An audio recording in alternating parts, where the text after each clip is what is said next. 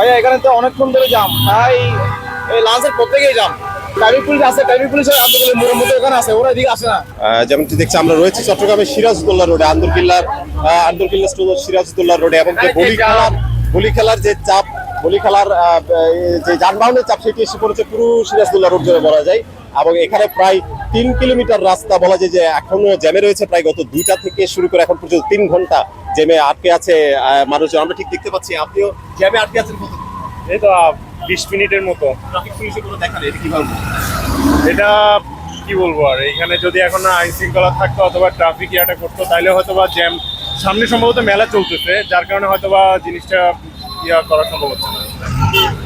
যেমনটি শুনছিলেন যে এখানের যারা চলাচল করে এই রাস্তা দিয়ে সবাই ঠিক একই কথাটি বলছে যে ট্রাফিক পুলিশের কোনো লক্ষ্য নিয়ে কোনো অবস্থান নেই। আন্দরকিল্লা মোড় ছাড়া এখানটি যে আপনার 4 কিলোমিটার জ্যাম হয়ে আছে রোডটিতে, এখানে ট্রাফিক পুলিশের কোনো কর্মকাণ্ড আমরা দেখতে পাচ্ছি না। আমরা এই পুরোটি রাস্তা জুড়ে দেখেছি প্রায় এখন বলা যায় প্রায় 3 কিলোমিটারের অধিক রাস্তা জ্যামে আটকে আছে। আন্দরকিল্লা মোড় কিংবা যে মেলার বলি খেলার, জব্বার মিয়ার বলি খেলার যে মেলার সূচনা, সেখান থেকে শুরু করে আন্দরকিল্লা মোড়ের প্রত্যেকটি রাস্তা জ্যাম হয়ে আছে।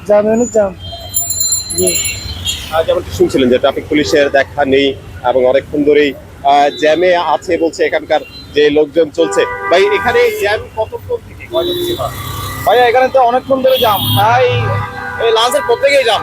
ট্রাফিক পুলিশ আছে, ট্রাফিক পুলিশের আন্দোলনের মোড়ের মধ্যে এখানে আছে, ওরা এদিকে আসে না। যেমনটি শুনছিলেন যে এখানে ট্রাফিক পুলিশ ব্যবস্থা শুধুমাত্র চট্টগ্রামের যে আন্দরকিল্লা মোড় সেটিতে রয়েছে, এবং এই পাশে কোনো ট্রাফিক ব্যবস্থা নেই বললেই চলে।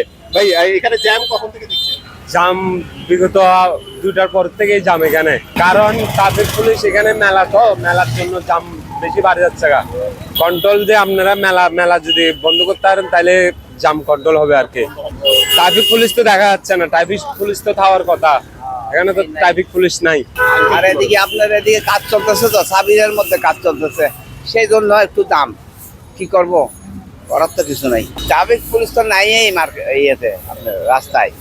যেমনটি শুনছিলেন যে এখানে ট্রাফিক পুলিশের উপস্থিতি নেই বললেই চলে বলছে এখানকার যে সাধারণ জনগণ পথচারী রয়েছে, এবং যানবাহনের যে এই চলাচল সেটি অনেক ধীর গতিতে রয়েছে। এর মধ্যেই আমরা দেখতে পাচ্ছি যে এখানে চট্টগ্রাম সিটি কর্পোরেশনের ময়লা ফেলার একটি কার্যক্রম এখানে চলছে। আসলে এটি অসমন্বয় সিটি কর্পোরেশনের সাথে ট্রাফিক বিভাগের কিংবা অন্যান্য বিভাগগুলোর এই যে একদম অসমন্বয়, এটি চোখে পড়ার মতো।